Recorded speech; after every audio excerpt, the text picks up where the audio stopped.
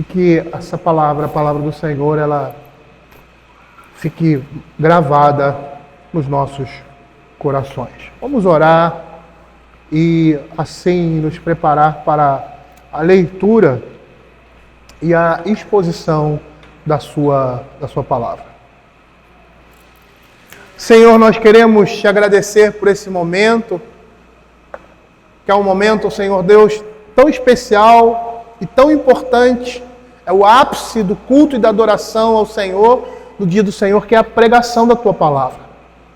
É nela que somos instruídos, é nela que somos confortados, é nela que somos, ó Senhor Deus, edificados, ó Pai. Dá-nos da Tua graça, Senhor Deus. Fala ao nosso coração, que as conversas ou pensamentos paralelos sejam deixados de lado e que, já no início desse culto, mas em especial aqui agora, os nossos olhos, o nosso coração, os nossos ouvidos sejam voltados, ó Pai, para a Tua palavra. O Senhor esteja nos dando graça para ensinar a Tua igreja, para ser ensinado por ela, pela Tua palavra, juntamente com o Teu povo. E assim, Senhor Deus, cumprir o Teu propósito na vida do Teu povo, Senhor Deus, aguardando, Senhor, aquele dia, que é o dia do Senhor, que é o dia, Senhor, onde todas as lágrimas, todo o choro, todo o pranto, toda a dor, irá se findar para todo sempre. Fica com o Teu povo, Pai, que possamos aprender a gozar, ó Pai, de todas as bênçãos, ó Senhor Deus, e nos regozijar, ó Pai, nesse relacionamento, na vida familiar, ó Pai, e que o Senhor possa nos abençoar, apesar das dificuldades e dos nossos pecados, ó Senhor Deus, em meio à nossa família. O Senhor esteja nos dando, Senhor Deus, consciência de pecado, falando ao nosso coração, para que busquemos arrependimento, Senhor Deus, e mudança de vida. É o que nós pedimos, em nome de Jesus. Amém. Queridos, vamos abrir a palavra do Senhor em Gênesis capítulo 2, verso 18. E hoje teremos uma pregação expositiva, temática expositiva, porque nós vamos falar sobre o matrimônio. E como Deus instituiu isso. E domingo passado, nós demos uma visão geral com relação à criação e à revelação natural, e em especial ao ambiente familiar, mostrando que, como revelação natural, nós temos ali a primeira impressão de Deus na vida familiar. E eu falo Deus completo, como Trindade. O Deus Pai, o Deus Filho e o Deus Espírito Santo. E a sua obra na revelação especial, mostrando e fazendo a relação entre esses relacionamentos, ou seja, marido e esposa, pai e filhos, apontando para a obra de Cristo na vida da sua igreja. E hoje eu gostaria de desenvolver com os irmãos, acho que em duas partes, creio eu, pelo menos eu me planejei assim, falar sobre o matrimônio e tirar algumas aplicações no decorrer da exposição, a respeito daquilo que nós estamos falando aqui. Então vai ter uma temática muito voltada para estudo. Não que no final nós não iremos fazer uma aplicação geral, até mesmo no final de toda a exposição, que não será hoje. Mas eu quero que vocês tenham os olhos naquilo que a palavra de Deus está dizendo e que nós possamos tirar lições práticas para a nossa vida, porque é esse o propósito de Deus com a sua palavra. Vamos fazer essa leitura, Gênesis capítulo 2, versos 18 a 25, e logo após iremos fazer uma pequena introdução e aí iniciar com o verso 18. Diz assim a palavra do Senhor. Disse mais o Senhor Deus: não é bom que o homem esteja só, far-lhe-ei uma auxiliadora que lhe seja idônea. Havendo, pois, o Senhor Deus formado da terra todos os animais do campo, todas as aves dos céus, trouxe-os ao homem para ver como este lhe chamaria, e o nome que o homem desse a todos os seres viventes, esse seria o nome deles. Deu nome o homem a todos os animais domésticos, às aves do céu e a todos os animais selváticos. Para o homem, todavia, não se achava uma auxiliadora que lhe fosse idônea. Então o Senhor Deus fez cair pesado sono sobre o homem, e este adormeceu. Tomou uma das suas costelas e fechou o lugar com carne. E a costela que o Senhor Deus tomara ao homem transformou numa mulher e a trouxe. Disse o homem: esta é afinal osso dos meus ossos, carne da minha carne, chamar-se-á varoa, porque do varão foi tomada. Por isso deixa o homem pai e mãe, e se une a sua mulher, tornando os dois uma só carne. Ora, um e o outro, o homem e a sua mulher, estavam nus e não se envergonhavam. Nosso propósito aqui é apresentar o que a Bíblia fala sobre o matrimônio. Entendemos claramente como a vida familiar ela se encaixa na história da redenção e como essas coisas apontam para Cristo. Nós vimos isso claramente na exposição anterior, na pregação anterior do domingo passado. A narrativa de Gênesis, ela é uma narrativa poética. Então, quando você fala em narrativa poética, a primeira coisa que você vai ter à mente é poesia. Então, a poesia tem aquela estrutura, né? Como você vê ali em Provérbios. A narrativa poética é uma história contada por meio de versos. E é muito interessante essa montagem que a gente não vê aqui, como vê claramente em Provérbios, né? Parece que foi feita em prosa, né? Mas é em poesia. Essa estrutura poética. Por quê? Porque do capítulo 2:4 até o capítulo 3:24, nós temos uma estrutura, né? Uma estrutura quiasmática. Não sei se vocês se lembram o que é um quiasmo, né? A gente, na poesia hebraica, a gente tem aquelas estruturas paralelas, né? Onde a primeira parte é uma repetição sinonímica, a segunda parte é uma repetição sinonímica da primeira parte, né? Então você tem homens, aí você tem justo, né? Aí você tem o caminho da justiça, o caminho da retidão. Isso seria uma estrutura paralelística sinonímica. Aqui nós temos um quiasmo, então o que seria o quiasmo? Seria essa estrutura sinonímica, mas invertida. Então, aqui começaria com o homem, né? E na parte embaixo, ao invés de ser a repetição dessa palavra, o justo, ela viria na outra parte do verso. É o que acontece aqui, não com versos, mas com estruturas. Então você tem uma estrutura no início, essa estrutura será repetida em ideia ou expressões semelhantes no final, como no Filho Pródigo, que também é uma narrativa poética. A primeira coisa que acontece é ele sai de casa.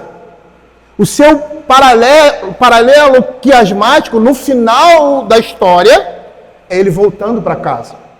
Então, é essa estrutura que nós temos aqui. E por que essa estrutura é interessante? Porque o centro da estrutura poética, no quiasmo, é os termos medianos, ou seja, os termos que estão no meio. A ideia é chamar a atenção para aquilo que é central e que está sendo desenvolvido através dessa estrutura paralelística, né? Sinonímica, alternada, como nós vimos que é o quiasmo. Então, nessa estrutura nós temos, iniciando essa estrutura poética, o capítulo 2:4, finalizando no capítulo 3:24, e no centro do poema, Gênesis capítulo 3, versos de 6-3. Por quê? Porque essa estrutura no meio, em que o autor quer dar atenção, chamar a nossa atenção para toda a narrativa que está sendo desenvolvida nesses versos, é o pecado e a cobertura divina por causa do pecado. Esse seria o centro dessa estrutura quiasmática. Então, nessa estrutura, nós vamos ver que os versos iniciais, do 4 ao 17, vai falar sobre a criação do homem e a sua feliz relação com a terra e seu lar no jardim, onde livremente tinha abundância de alimento e acesso à árvore da vida.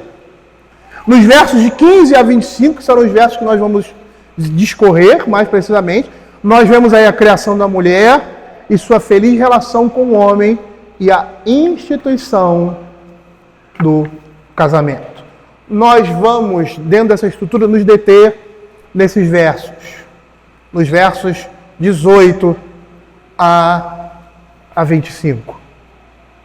E o verso 18 diz assim: disse mais o Senhor Deus, não é bom que o homem esteja só, far-lhe-ei uma auxiliadora que lhe seja idônea. É muito interessante nós olharmos aqui a estrutura narrativa e que nós vemos que antes do relato da criação da mulher, nós vemos o homem sendo primogênito da criação e recebendo as instruções divinas da parte de Deus. Verso 15, 16 e 17, mais precisamente.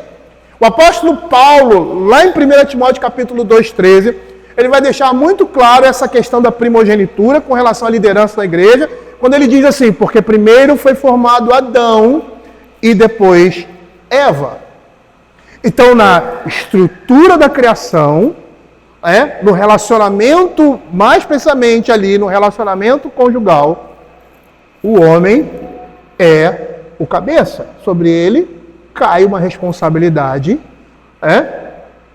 e que nós já vimos, e que uma dessas responsabilidades seria: ele é o responsável diante de Deus pelo pacto que Deus firma com o homem. É interessante a gente perceber que no verso 4 do capítulo 2, a Escritura introduz um nome adicional para Deus. A gente não vê muito isso claramente na nossa tradução, mas no original isso é muito, muito claro. Por quê? Porque no primeiro capítulo, todas as palavras que se referem a Deus é Elohim. No capítulo 2, no verso 4, ele acrescenta uma expressão, que é Javé, ou seja, Senhor. Quando o Senhor Deus... Perceba que essa estrutura agora, ela inicia adicionando, introduzindo um nome adicional para Deus. E esse termo traduzido é Javé. Por quê? Porque Elohim, ou seja, Senhor Deus, ou Javé Elohim. Elohim, essa palavra ressalta o caráter de Deus como soberano criador. E é essa palavra que nós vemos no primeiro capítulo, quando ele fala sobre a criação. A partir de agora, ele acrescenta um nome novo, ou seja, a Javé, ou alguns entendiam erradamente como Jeová, que é o termo traduzido por Senhor, que vai designar aquele que inicia um compromisso pactual com o homem. É muito interessante que quando Deus inicia um compromisso pactual com Abraão, ele usa essa expressão. Lá em Êxodo capítulo 3, verso 14 e 15, ele diz assim: Deus disse a Abraão, Abraão, mas aqui é o texto de Moisés. Deus diz a Moisés: eu sou o que sou. Disse mais: assim dirás aos seus filhos: eu sou, me enviou a vós outros. Disse mais ainda a Moisés: assim dirás aos filhos: o Senhor, ou seja, Javé, o Deus de vossos pais. Perceba que os Deus de vossos pais, Abraão, de Isaac, de Jacó, Então percebam que quando Deus inicia um pacto, e aqui ele reafirma isso com Moisés, com Abraão, essa expressão Javé é colocada. Por quê? Porque designa aquele que assume, inicia um compromisso pactual com o seu povo. E o que isso tem a ver com isso aqui? Tem muita coisa. Por quê? Porque essa designação que nós estamos vendo aqui serve para mostrar que dentro do pacto da aliança de Deus, da aliança com Deus, a família tem um lugar estratégico. Os versos de 15 a 16 representam as instruções do pacto que Deus fez com o homem na pessoa de Adão como cabeça federal da raça humana. Então percebam aqui o que nós estamos vendo aqui. Deus faz um pacto, uma aliança com o seu povo, e a vida familiar, ela tem um lugar estratégico nisso. Matthew Henry vai dizer que nesses versos Deus lhe dá a conhecer que era um súdito e que, para encorajá-lo em sua obediência, mostrando uma preocupação paternal pelo seu conforto, lhe dá uma auxiliadora, mostrando assim que era um amigo, um favorito, alguém por cuja satisfação o Senhor sentiria ternura. Perceba aqui no capítulo 2, no verso 15, que Deus coloca o homem para cuidar e cultivar o jardim, e essas palavras, cuidar e cultivar, estarão na essência do homem, em todas as outras coisas que ele vai fazer, e principalmente na sua relação conjugal, porque é o princípio de cuidado e proteção. Por isso que Paulo, lá em Efésios, vai dizer que o marido cuida e alimenta a esposa. São essas mesmas palavras aqui, porque ela faz parte do seu corpo. Então perceba que Deus coloca o homem para cultivar no jardim do Éden, e Adão seria o sacerdote guardião do jardim com o auxílio da sua esposa. E é muito interessante esse trecho da Escritura começar com uma negação, porque até agora você vê Deus criando todas as coisas. Ao final de cada ato criativo de Deus, tem a conclusão daquilo que ele fez. E ele diz que é muito bom. Ele diz que é bom. Perceba no verso 25 do capítulo 1. E Deus fez animais selváticos, animais domésticos, e viu Deus que isso era bom. Mas aqui no verso 18 ele diz assim: disse mais o Senhor, não é bom. Não é bom. O único lugar em que Deus fala que não é bom é no momento que o homem percebe que está só. É no momento que o homem percebe que está só. Essa expressão é bom, descreve um estado de felicidade e bem-estar, satisfação plena, conforto e tranquilidade. Então, você vê aí no processo de criação, Deus criando todas as coisas, ele cria todas as coisas, até ali o sexto dia, no sexto dia ele cria o homem, e ele vai dizendo que é bom, bom, bom, e agora, no final, ele diz que não é bom. Ou seja, não é bom o homem viver sozinho. Não é algo que possa produzir satisfação plena, conforto, tranquilidade, bem-estar, viver solteiro. Ou seja, isso não é favorável ao seu conforto, pois o homem é uma criatura, ele foi criado para ser um ser social, ele é uma criatura sociável. É um prazer para o homem, para nós, trocar conhecimentos, afetos com aqueles que são semelhantes a nós, informar e ser informado, amar e ser amado. O homem foi criado dessa forma. Matthew Henry vai dizer que a solidão perfeita transforma um paraíso em um deserto e um palácio em uma masmorra. Portanto, são tolos aqueles que são egoístas e desejariam estar sozinhos na terra. Eu vou falar sobre isso mais à frente, mas é porque geralmente a gente gosta de antecipar as coisas e tirar conclusões erradas, porque nem todos são casados e por alguns motivos, viuvez, separação ou qualquer outra coisa, mas nós vamos ver que mesmo em Cristo, quando estamos nessa situação, nós temos plena alegria. O que nós estamos mostrando aqui é o padrão para a sociedade. É o que Deus estabeleceu. Então, quando você tem uma sociedade que diz que o casamento é ruim, que eu vou viver solteiro pro resto da vida, porque é melhor para mim, eu não quero me casar, eu não quero ter um relacionamento com ninguém, nesse nível de intimidade, de morar juntos, de passar a vida juntos. Essas coisas são distorções que mostram a depravação humana corrompida do homem. E é muito interessante porque o que Deus fala aqui sobre o primeiro homem, Salomão vai repetir de outra forma a respeito de todo homem em Eclesiastes capítulo 4, verso 9. Ele vai dizer assim: melhor é serem dois do que um, porque tem melhor paga do seu trabalho. Porque se caírem, um levanta o companheiro. Ai, porém, do que estiver só, pois caindo não haverá quem o levante. Perceba aqui, auxílio mútuo. Deus cria o homem e coloca ele no jardim. Percebe que, é lógico que ele sabia disso, né? Essa narrativa está da forma que está para que eu e você tenhamos essa noção muito clara. Então Deus coloca o homem no paraíso e ele diz: não está bom, está faltando alguma coisa. E aí a gente sabe o que vem depois. Aí cria a mulher. E qual é o propósito de Deus? Auxílio mútuo, companheirismo, comunhão. Bruce Waltke diz no ensino do Novo Testamento que o matrimônio, diz que o matrimônio é qualificado como algo que é bom. O matrimônio, diz ele, é bom, porém é ainda melhor estar casado com Cristo.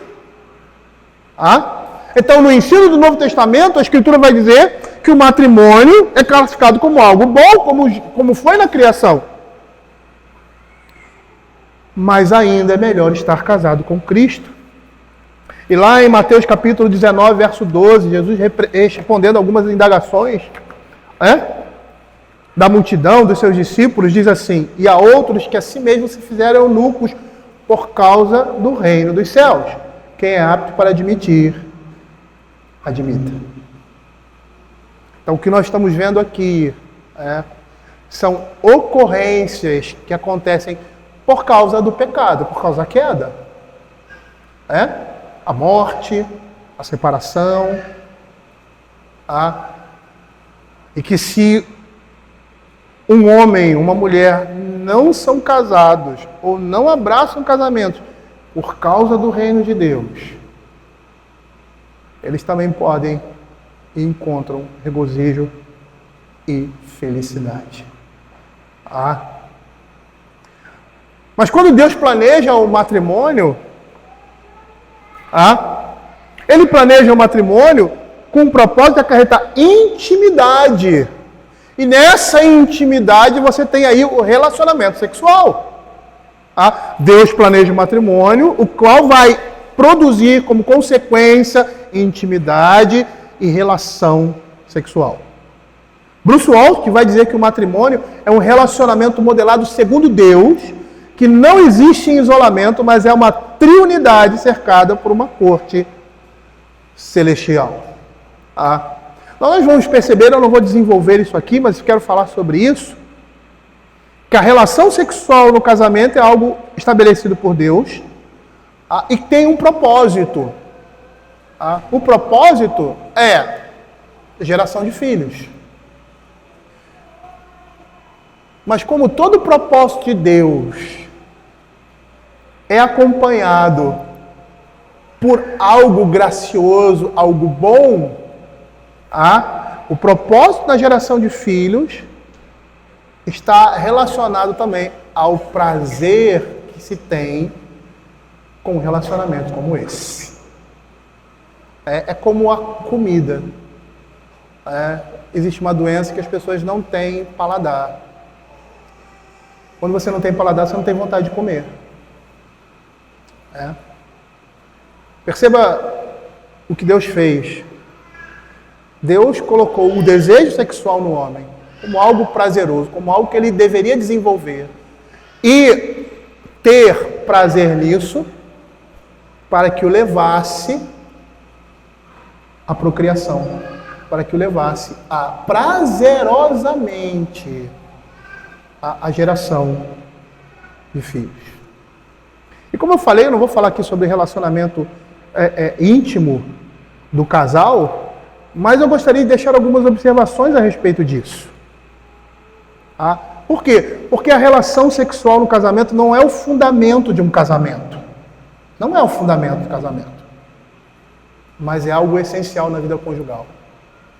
Por quê? Porque ele vai gerar intimidade, vai gerar proximidade, vai gerar companheirismo. E é isso que vai tornar os dois uma só carne. E essa união que a Escritura diz de uma só carne, se refere não somente a uma união física, mas uma união espiritual.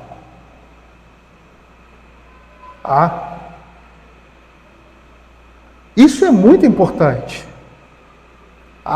Quando Simon Kistemaker, ele comenta, abre aí a palavra do Senhor em 1 Coríntios, capítulo 6, verso de 15 a 20.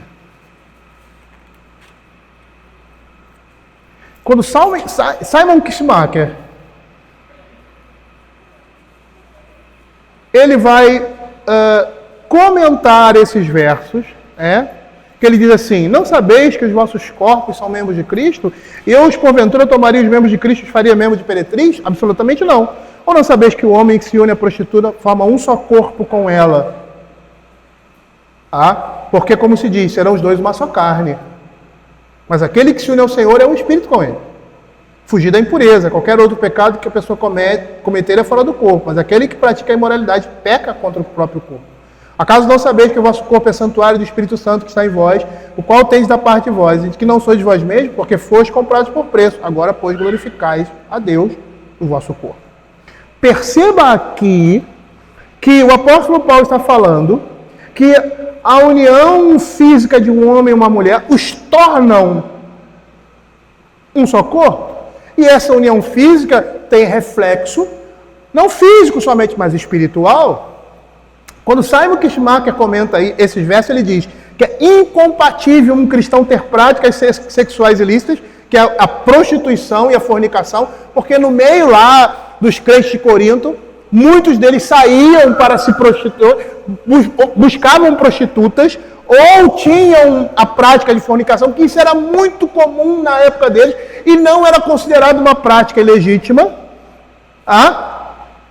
Ele diz que é incompatível um cristão ter práticas sexuais ilícitas, pois eles pertencem a Cristo. Se um homem tem envolvimento físico com uma prostituta, o seu ato não envolve meramente o seu ser físico, mas também seu ser espiritual. É isso que o relacionamento íntimo, o casamento representa. Uma dádiva de Deus, um dever mútuo. É uma união não somente de corpo física, mas de alma, espiritual. E a intimidade do casal cela e representa isso.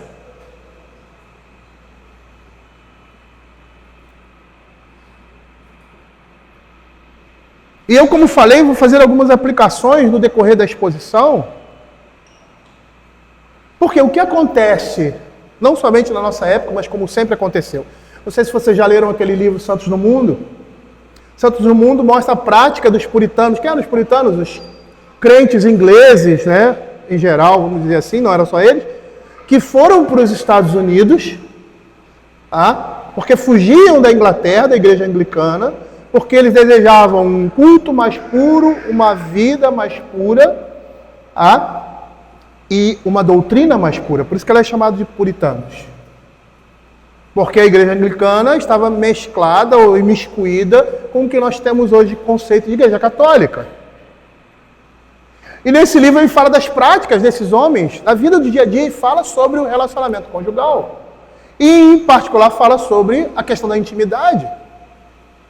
E os pastores puritanos, quando descobriam que o marido negava isso à esposa, da esposa era negado ao marido, eles chamavam ao conselho, ao presbitério, que presbitério significa conselho da igreja, e que eram exortados, e que se não mudassem de comportamento, seriam disciplinados, e se fossem impenitentes, excluídos da comunhão da igreja.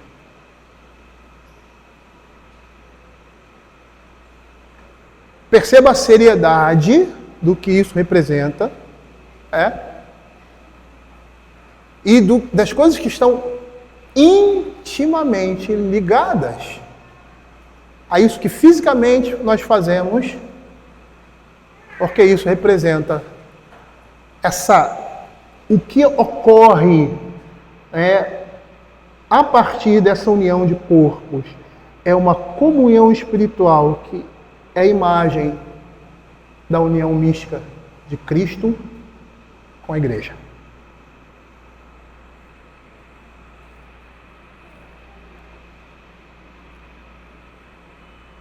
É muito interessante que nós vemos hoje pessoas que, até mesmo no meio cristão, que antes de se casar, não tem limitações para uma relação íntima como essa, com a sua futura esposa ou a pessoa com que ele se relaciona. E aí, quando casa, começam os problemas nessa área. E até muitos casais deixam de ter uma prática constante desse tipo de relacionamento. Aí a gente vê como que é o pecado e a natureza humana. Antes que não podia, agora que pode, rejeita. Essa é a influência do pecado, a obra do diabo na vida da família nesse pormenor. Mas voltando lá ao texto, vamos lá, ele diz: não é bom que o homem seja só far-lhe uma auxiliadora que lhe seja idônea. Deus cria a mulher para ajudar o homem, ou seja, para honrar a sua vocação, partilhando dos benefícios dados por Deus e respeitar os mandamentos do Senhor. Ou seja, a mulher é uma auxiliadora, ela vai auxiliar o homem nessa sua atividade, nessa sua função, nesse seu propósito de governar, dirigir a sua família. Ela é dada ao homem para que ela possa para que ele possa cumprir sua missão de governo, direção e vocação espiritual. Eu digo que a mulher, assim, de forma jocosa, ela tem que ser uma ajudadora, não uma atrapalhadora. Por quê? Porque ela tem que auxiliar o seu esposo no governo da sua casa, na direção da sua casa, na vocação espiritual da sua casa. Quando a palavra de Deus, ou quando a Escritura Sagrada usa a expressão auxiliadora, ela pressupõe, ela deixa claro que o homem tem prioridade governamental, porém, ambos são mutuamente dependentes. Há uma relação de dependência mútua. Isso é muito claro na Escritura, lá em 1 Coríntios, capítulo 11, verso de 11 a 12, a Escritura diz assim, demonstrando claramente essa realidade. No Senhor, todavia, nem a mulher é independente do homem, nem o homem é independente da mulher, porque como provém a mulher do homem, assim também o homem é nascido da mulher. E tudo vem de Deus. Nós deveríamos olhar essas coisas. E tanto as mulheres quanto os homens serem humildes nas suas atribuições. Tanto o homem deve olhar a sua esposa, não como alguém inferior ou menor, mas ser humilde, porque ele saiu de uma mulher. A mulher deve olhar o homem e não tratá-lo com desprezo ou desonrá-lo, mas perceber que ela saiu dele também e que ele é o seu cabeça. O homem é criado primeiro, com a mulher a auxiliar o homem, e não vice-versa. Quando nós mudamos isso, a coisa não dá certo. Não funciona. Não funciona. E aí, como eu falei, não significa superioridade ou inferioridade de natureza, como se o homem fosse superior à mulher. Significa a contribuição essencial da mulher, por ser auxiliadora em todo o propósito de Deus para o ser humano. A tarefa de auxiliar o homem nesse processo é grandiosa e singular em todos os sentidos. Eu sei que muitas mulheres, por exemplo, não fazem o serviço doméstico, Tem empregada, E quem lida com essa administração do lar? É a mulher, não é o homem. Outras fazem esse serviço doméstico. E quando você, que é homem, tenta fazer, como a experiência que eu falei semana passada, né? Você vê que você não consegue fazer como elas fazem. Então, quando eu cheguei de viagem, Simone estava viajando ainda, né? Estava lá na casa dos nossos filhos. Eu cheguei mais cedo, até por causa do trabalho e outras coisas, que eu precisava me adequar. E aí eu peguei algumas camisas, que eu ia sair no domingo, para passar. E era na hora do almoço, só que eu estava estudando lá embaixo. Aí eu parei o que eu estava fazendo e fui passar a camisa e ia preparar o almoço. Aí quando eu comecei, eu falei, não consigo fazer as duas coisas ao mesmo tempo. Eu vou passar as camisas primeiro, depois eu passo o almoço. Eu vou 3 horas para fazer isso. Eu sei que existem homens que fazem isso com mais rapidez. Mas as nossas esposas fazem isso assim, ó. Agora, o que seria de mim, o que seria de nós, se as nossas esposas administrando a nossa casa? Administrando a vida familiar. O que seria de nós na educação e na condução dos nossos filhos aos pés de Cristo, se não fossem as nossas esposas? A gente não conseguia fazer. Às vezes, por necessidade, até fazemos. Quando um lar não tem uma esposa, ou quando um lar não tem um marido. Mas não é a mesma coisa. Nós não podemos dizer que essa é a forma perfeita. Nós não podemos dizer, eu consigo me virar sozinho, eu consigo fazer isso sozinho. Porque você não vai conseguir. Por melhor que você faça. Porque você não vai conseguir caminhar, como diz Eclesiastes, aquela distância, se você não tiver ao seu lado a sua companheira e o seu companheiro. Você pode até ir e chegar, e chega pela graça de Deus. Mas o que é o estado perfeito é aquilo que Deus estabeleceu. E por que eu estou falando isso? Não é querendo menosprezar ou dizer, como nós vemos, homens e mulheres que estão sozinhos e que lidam com a sua casa e que criam seus filhos com toda dificuldade, conseguem formar uma família que está aos pés de Cristo, que conseguem pela graça de Deus. Mas esse não é o estado perfeito. E o que eu quero mostrar é que muitas pessoas estão desejando esse estado, aquilo que Deus estabeleceu. Estão dizendo, esse estado aqui é melhor. Isso aqui que Deus fez não é bom. Bonzinho, mas eu consigo me virar sozinho. E eu estou falando aqui, de coisas, coisas do nosso dia a dia, comuns. Agora, quando a gente insere aquilo que é mais importante e vital, que é a vida espiritual, aí as coisas se tornam mais difíceis ainda. Então percebam como a importância da auxiliar da mulher é essencial na vida familiar, na caminhada de uma família, ou seja, ao lado de um homem. É tão importante e tão essencial que a Escritura, como nós vimos na semana passada, usa a expressão que ele a qualifica um atributo de Deus. Ele chama essa mulher de auxiliadora idônea. A palavra auxiliadora é a mesma palavra que é atribuída a Deus como auxiliador. No hebraico, azar, que é o verbo auxiliar, e ezer, que é o substantivo derivado do verbo auxílio. Deus é auxiliador, é o socorro do seu povo. E é isso que a Escritura vai dizer em vários textos, como nós já dissemos anteriormente, no Salmo 121 e 2, eleve os meus olhos para o monte de onde virá o meu socorro, a minha ajuda. O meu socorro vem do Senhor que fez os céus e a terra. Eu não quero ser blasfemo aqui, eu acho que eu não... E me perdoem se eu...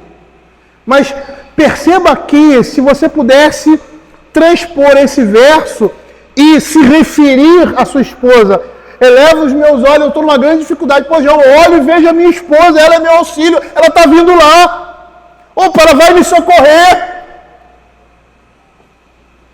Salmo 121. Eleva os meus olhos para o monte, de onde virá o meu socorro? O meu socorro vem do Senhor, que fez os céus e a terra. A presença da mulher, o que ela representa na vida familiar é essencial, da mesma forma que a presença de Deus, seu socorro, é essencial na vida do seu povo. Ele diz que ela deve ser idônea, né, auxiliadora, idônea. Essa palavra idônea significa igual e adequada. Os homens diferem das mulheres em sexualidade, mas eles são igualmente portadores da imagem de Deus, em sua condição diante de Deus. Lá em Gálatas, capítulo 3, verso 28, a palavra de Deus vai dizer assim: dessarte não pode haver judeu, nem grego, nem escravo, nem liberto, nem homem, nem mulher, porque todos vós sois um em Cristo Jesus. Guarde essa ideia, igual e adequada.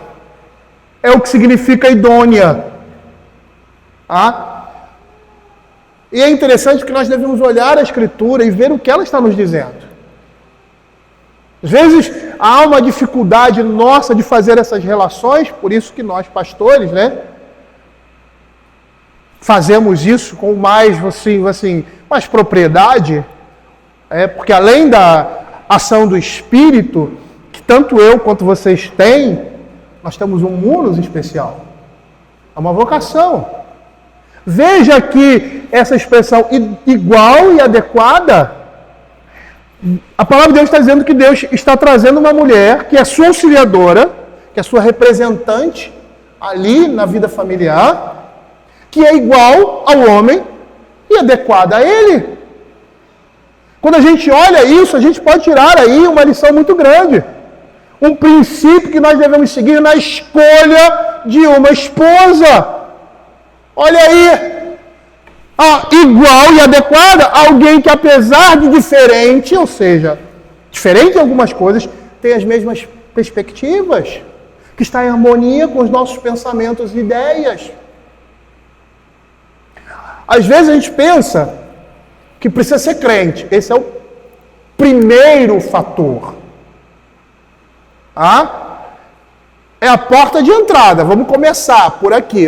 Não é, aqui está fora. Nem olha o resto. Entrou nesse portão? Ok, é crente. Ela precisa ser igual e adequada. Ou seja, tem que ter uma harmonia de pensamentos e ideias. Coisas que unem, sentimentos que eles compartilham, o que nós chamamos muitas vezes de feeling. Tem que ocorrer isso. E o maior feeling entre duas pessoas que querem se casar é a amizade, é o companheirismo.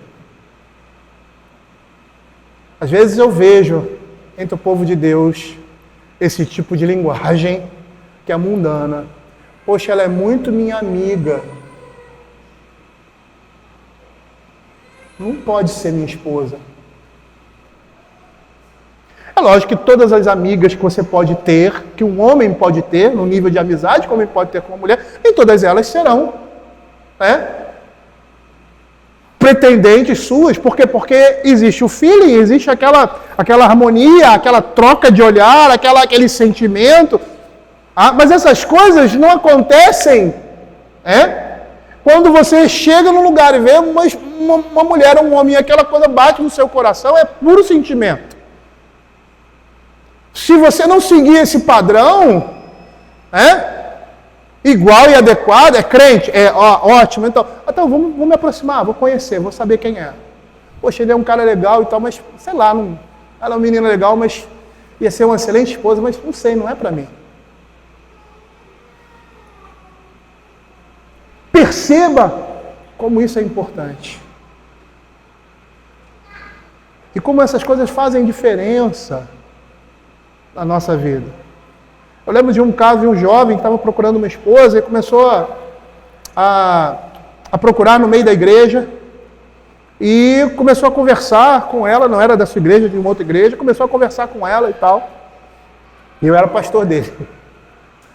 E aí ele começou a trocar informações e tal, e a coisa estava rolando, e aí um dia ele foi apresentar para ela o que ele esperava de um relacionamento matrimonial e uma esposa. Aí ela, apesar de ser uma menina crente, eu não sei como ela está, porque eu nunca vi mais, ela disse, isso aqui eu não quero não. Isso aqui não é para mim. E aí esse rapaz chegou para ele e falou assim, então a gente não tem mais por que conversar nesse sentido. Se eles fossem da mesma igreja, eles continuariam, né, com o relacionamento, ou com a amizade, porque eram da mesma igreja, estavam no mesmo ciclo, mas eram de igrejas diferentes.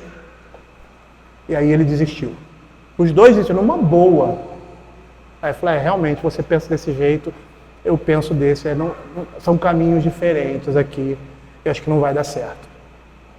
Tá? E ela não estava disposta a se moldar ao pensamento dele, naquele pormenor.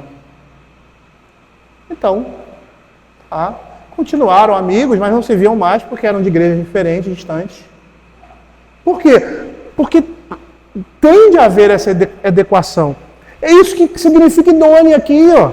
Igual e adequada. A gente precisa olhar a Escritura e ver esses princípios aqui para aplicar na nossa vida.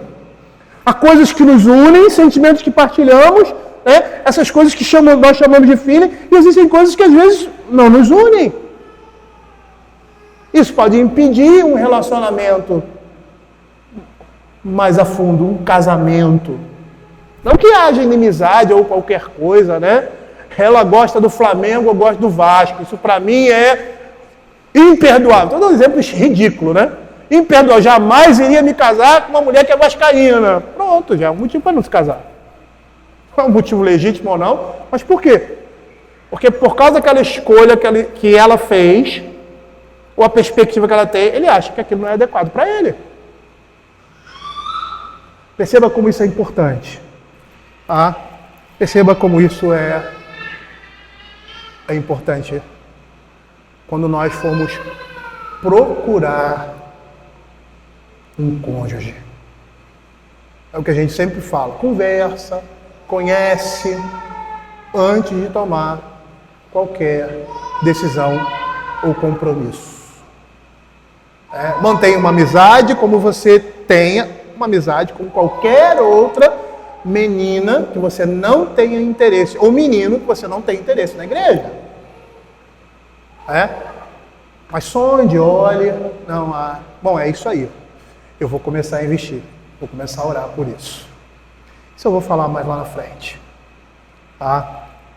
Eu vou parar por aqui, meus irmãos. Eu gostaria de ir até o verso 23 hoje, mas a gente não vai conseguir. Até porque são 11 horas e nós temos aí uma assembleia logo depois. Eu gostaria de me estender, mas infelizmente a gente vai parar por aqui. Ok? Mas o que eu quero mostrar para vocês, meus irmãos, com essa exposição, que aqui nós vamos ter tudo de forma embrionária que nós precisamos saber a respeito de um relacionamento conjugal. A forma como Deus estabeleceu. Perceba aqui o início dessas coisas. Perceba a prudência. A gente vai falar sobre o envolvimento dos pais. Tudo tirado daqui. Tudo tirado daqui. E visto de forma mais clara o decorrer da Escritura. E qual é o propósito de tudo isso? O propósito disso tudo é olhar para isso, para essas coisas, e ver, refletido nela, não só a vontade de Deus, principalmente essa vontade, mas a história da redenção do homem.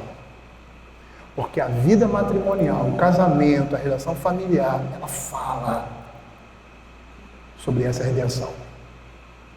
Não é à toa que as imagens que nós temos de pai, de relacionamento de pai com filho, de relacionamento de marido com esposa, estão diretamente ligados com a paternidade de Deus, com o cuidado de Deus na vida do seu povo, com o relacionamento de Cristo com a sua igreja.